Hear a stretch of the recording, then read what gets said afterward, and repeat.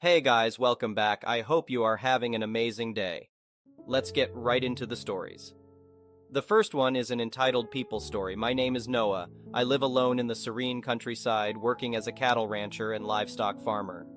Life had been peaceful until a group of real estate bigwigs bought a nearby patch of farmland and transformed it into a suburban neighborhood called New Alexandria. At first, I resisted the invasion of privacy that came with new neighbors, but I eventually adjusted to the idea. Little did I know that the Homeowners Association of New Alexandria would become the source of my troubles. The first encounter with the local Homeowners Association was amicable. Glenn, the newly elected president, approached me one summer morning while I was working in the barn. Despite his wheezes and pauses, our conversation flowed smoothly. His visit actually warmed me up to the idea of having friendly faces nearby. However, things took a turn when Glenn approached me with an offer to buy my land for Homeowners Association expansion. Although the cash settlement was tempting, I cherished my life in the countryside and declined his offer. Glenn's reaction was startling. He seemed personally offended by my refusal. His subsequent attempts to convince me only deepened our animosity. As families started moving into the neighborhood, their children grew fond of my horses. I often rode through the streets, bringing smiles to their faces. But Glenn despised horses with an inexplicable passion. One morning as I rode down the street, he exploded in a fit of rage, shouting and waving his arms like a madman. I barked back, trying to calm both him and my horse, but the commotion made my steed restless. Glenn hurriedly retreated indoors, leaving me perplexed. Later that evening, 3 knocks at my front door startled me from my sleep. I cautiously approached, gripping my shotgun for security. To my surprise, it was a police officer, a visit triggered by Glenn's relentless complaints. Though no crime had been committed, the officer left with a polite warning. It was evident that Glenn wasn't pleased with the outcome. A few days later, I received a suspicious notice from the Homeowners Association offices, a phony restraining order preventing me from riding my horse on Homeowners Association-owned land. Furious, I tore it up and discarded the remnants without a second thought. Glenn underestimated my knowledge of the law and assumed he could intimidate me easily. Instead of retaliating immediately, I decided to bide my time, allowing Glenn to revel in his perceived victory. After a few days, I returned to the neighborhood on horseback, ignoring his warnings. As I approached, Glenn's face contorted with shock, horror, and rage. He brandished a shotgun, threatening me with violence if I didn't leave the Homeowners Association property immediately. Panic erupted around us. Children cried, and my horse grew increasingly uneasy. Before I could assess my options, Glenn fired a shot, narrowly missing me and nearly unseating me from my mount. Adrenaline surged through my veins as I leaped from the horse and sprinted towards him. A well-placed punch sent Glenn crashing to the ground, unconscious.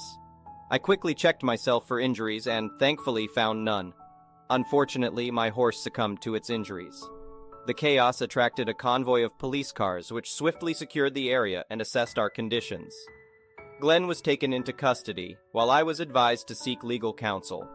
Following a weekend hiatus, the court proceedings began. Despite Glenn's high-strung attorney, the judge favored my plea. I offered Glenn a plea deal, sparing him jail time but obligating him to work on my farm as restitution.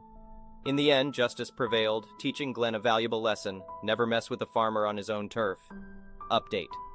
Since the incident, New Alexandria has witnessed significant changes. The community rallied against Glenn's actions, questioning his suitability as Homeowners Association president.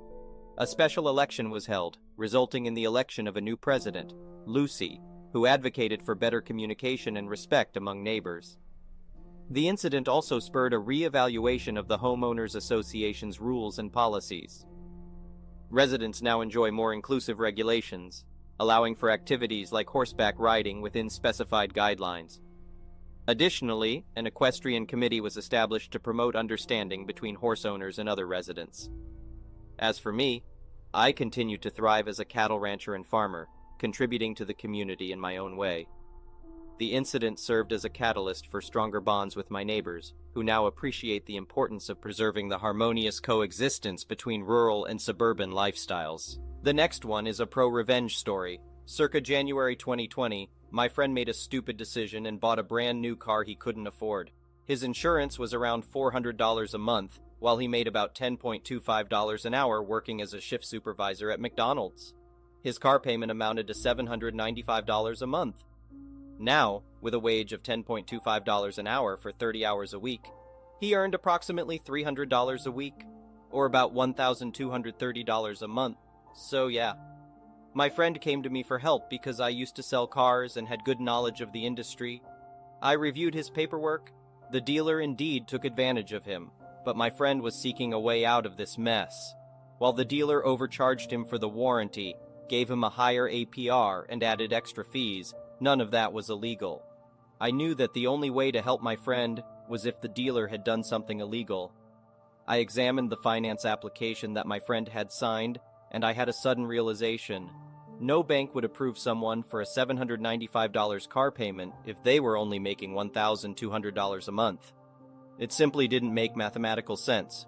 So I started searching through his paperwork for the finance application that the dealer had submitted to the bank. Usually, when you submit a finance application at a dealership, they take the hand-filled application and reproduce it electronically, which is a common practice.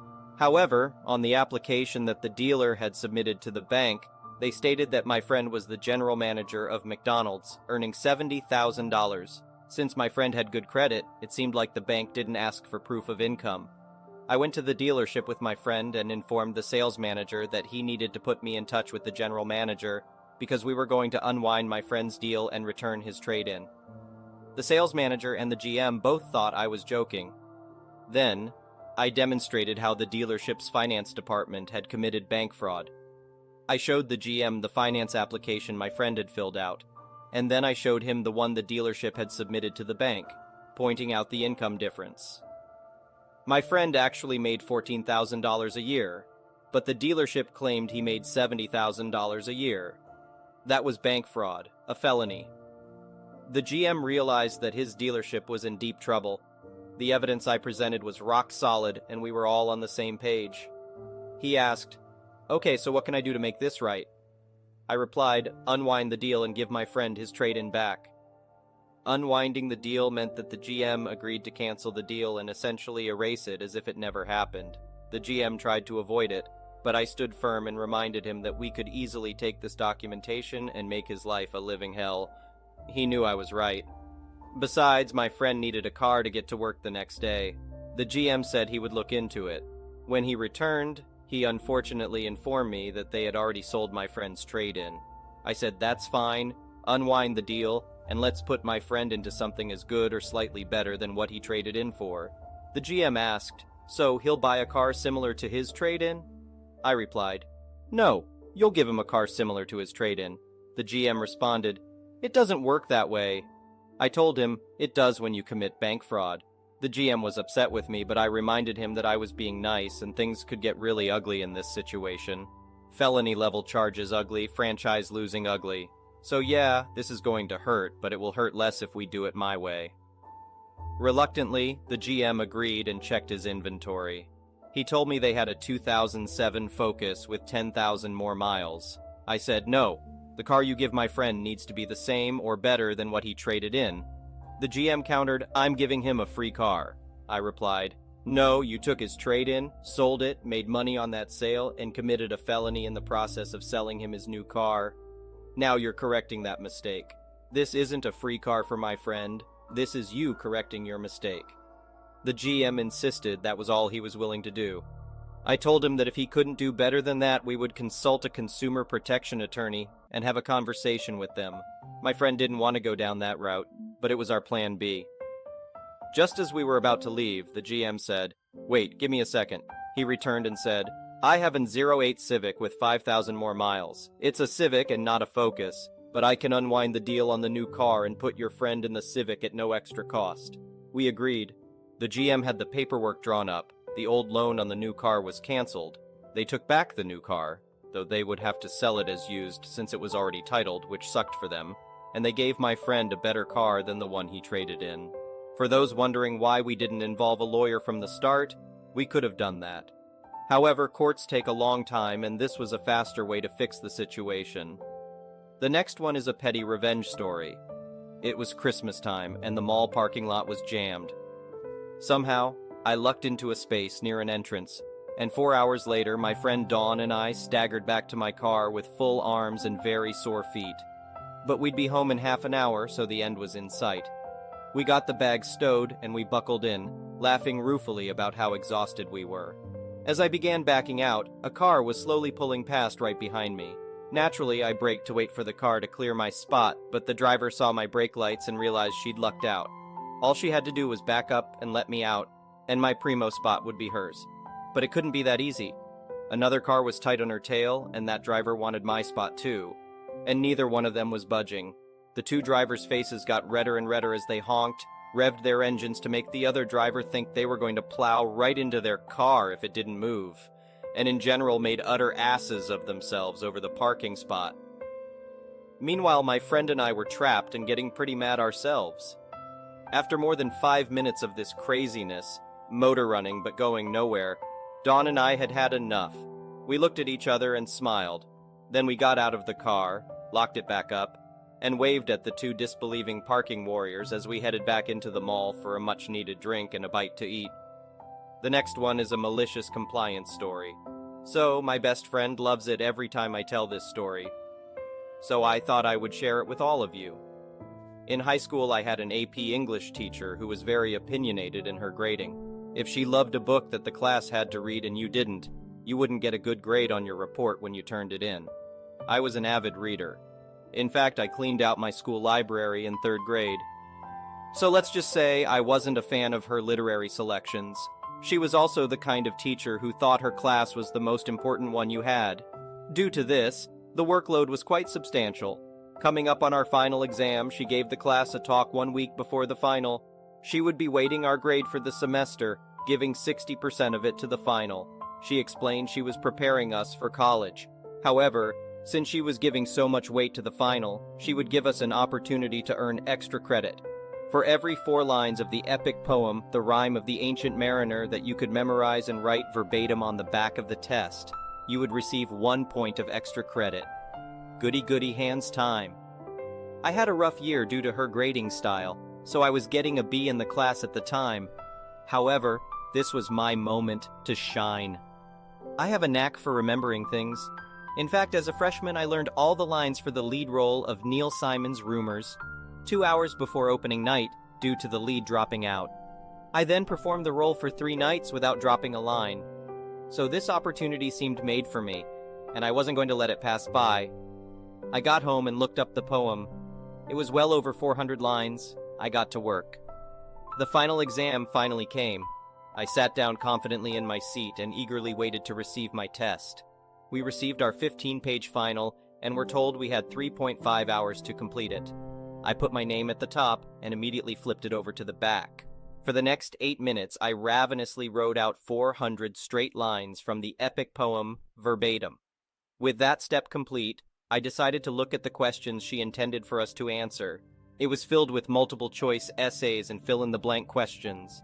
I took a few minutes to fill in the blanks I knew, guessed at the multiple-choice ones I didn't know, and completely ignored her biased essays. Now for the fun part. After a grueling 15 minutes, a total of 3.5 hours for the final, I walked triumphantly to the teacher's desk. I flipped the test onto her desk and said, "Have a great summer." She said, "Very funny, it's a 3.5-hour final. Sit down and finish your test." I responded, "No, I'm finished. I got over 100%. She said, "Let me see your paper." She looked through my test. She saw the empty essays and empty fill-in-the-blanks. Now, even more annoyed with me, she said, "You haven't answered half of these. It's a 3.5-hour final. Sit down and finish your test." I wouldn't be denied. I said, "No, I'm finished. I got over 100%.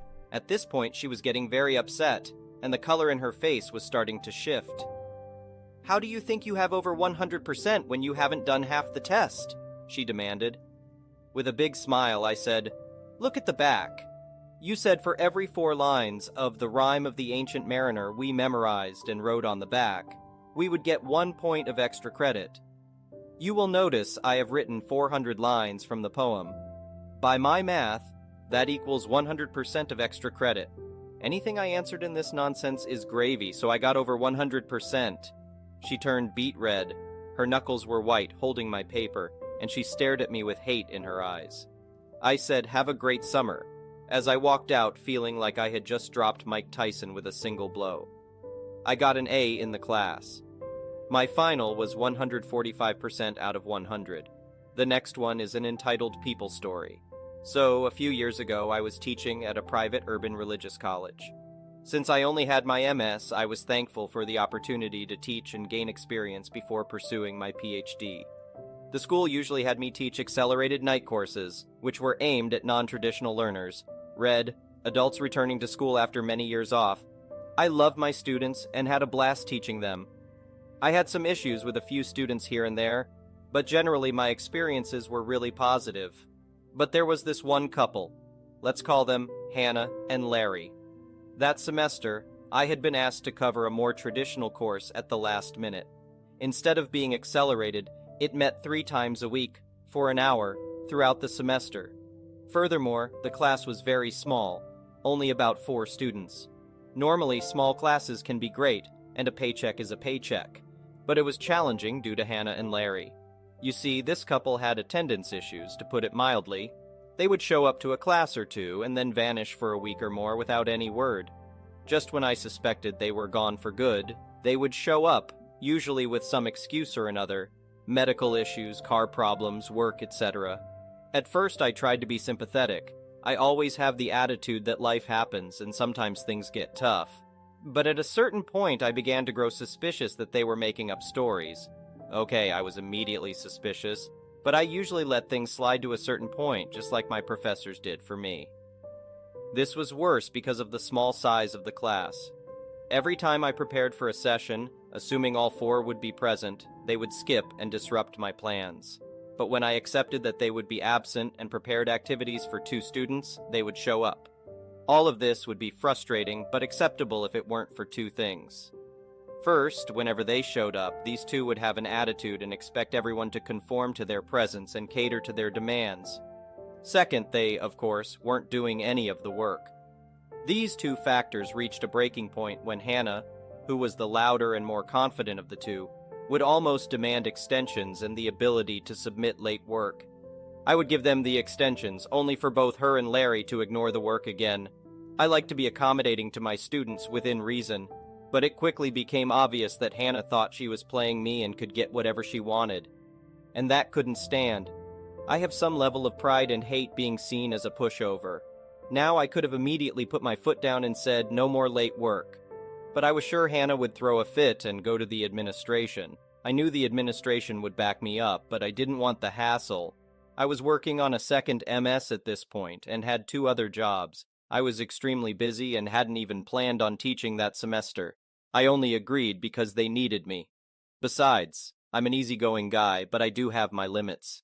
I was angry at this point, but I also have a wicked, to me, sense of humor. Hannah wanted to think she had me wrapped around her finger. Okay, let her think that. I was going to give her enough rope to hang herself. So for the past few weeks, whenever she asked for an extension, I would smile and say sure. Then I would chuckle when nothing came in. Every time I wrote her and Larry emails, reminding them of the new due date. Getting things in writing is key, kids. And then we reached the final exam. I hadn't seen the duo in a few sessions and was actually surprised to see them stumble in to take the test. They failed, of course. But what can you do? Hannah approached me in front of the class and asked for another extension. I put on my best teacher voice and expressed my disappointment. However, I said it was fine, as life happens. But I made it clear that I was posting grades the next weekend, and the absolute latest I would accept any late work was Friday at 11:59 p.m. Once it hit midnight, my books were closed. I asked if they both understood, and they showed a bit of solemnity when they assured me that they did. Good. I confirmed it in an email, and then sat back to grade the finals over the week. I mean, there were only 4 exams. It wasn't that much work. I knew there was a risk they would follow through, and I would end up with a semester's worth of work to grade. However, I was feeling pretty confident that wasn't going to happen at this point. Friday night arrived. I didn't work my other jobs that day, and my own schoolwork was done, so I decided to buy a few beers and relax by playing some video games. At a certain point, I glanced down and realized it was midnight. I opened my email and reminded everyone that the books were now closed. If I give an extension, it's open to the whole class. I'm not playing favorites, not that anyone else needed it. I cracked open another beer, let out my best supervillain laugh, and went back to my game. Sunday came, and I was posting the final grades for the semester.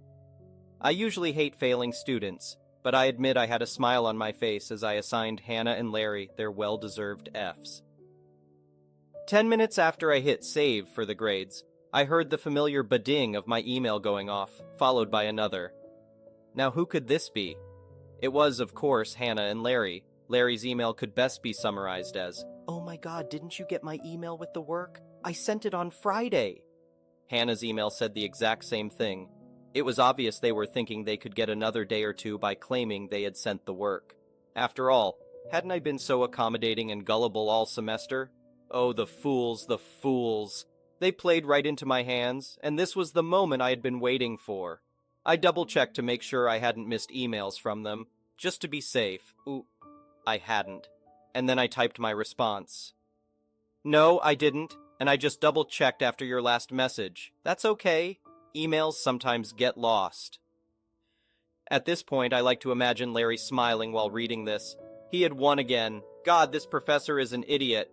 I continued. "So, what I'm going to need you to do is go back into the email you sent me with the work. Just take a screenshot which has the timestamp of the email and forward that to me along with the work. That'll prove you sent it on time." I then responded to Hannah's email, saying the same thing. What was their response? Did their eyes widen as they realized they had been held accountable for their actions? Did panic set in? Were there tears? Howls of regret? The gnashing of teeth and rending of hair? Sadly, I'll never know. I never heard from them again. They didn't even bother making another attempt. And me? Well, I decided to buy some more beer that night to celebrate once again. Occasionally, I'll tell my current students the tale, a humorous reminder that 1, yes, I'm accommodating, 2, yes, I'm pretty laid back, but 3, I'm not an idiot and don't try to play me. It usually gets a good laugh, and if some of those laughs sound a wee bit nervous, all the better. Thank you for watching. I would really appreciate it if you could like the video and subscribe to our channel if you haven't already. We'll see you again tomorrow.